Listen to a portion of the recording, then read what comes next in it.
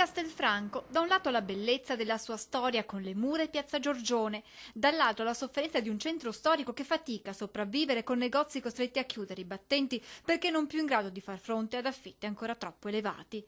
Una situazione che ASCOM e amministrazione comunale da tempo stanno cercando di affrontare appellandosi ai proprietari affinché diminuiscano i canoni di locazione. Possa far capire alle agenzie che naturalmente hanno il compito di fare questi contratti particolari, di far sì che facciano capire ai proprietari che non è come ai vecchi tempi. Se calano naturalmente le vendite, indubbiamente si devono calare anche i costi all'interno delle aziende e quindi gli affitti. Noi abbiamo alcuni immobili a cui abbiamo abbassato il contratto di affitto perché siamo ben consapevoli che la situazione è molto pesante per tutte le attività comprese quelle commerciali.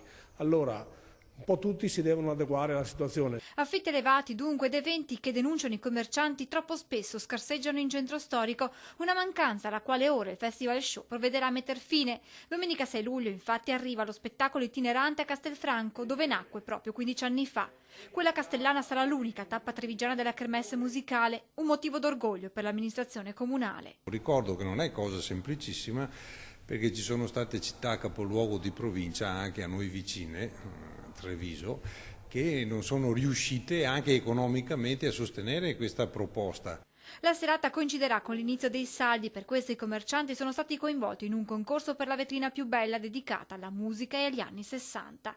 La tappa castellana di domenica sarà all'insegna dello spettacolo a 360 gradi, con sfilate di moda, balletti, naturalmente con la musica di grandi artisti tra cui Valerio Scanu, Dolcenera Spagna, tanto per citare alcuni nomi, tutti diretti dal maestro Diego Basso. Secondo appuntamento in Piazza Giorgione, domenica 6 luglio dalle 21, ingresso libero, grande musica, grande spettacolo con l'orchestra, le miss, il corpo di ballo, aspettiamo un pubblico numerosissimo.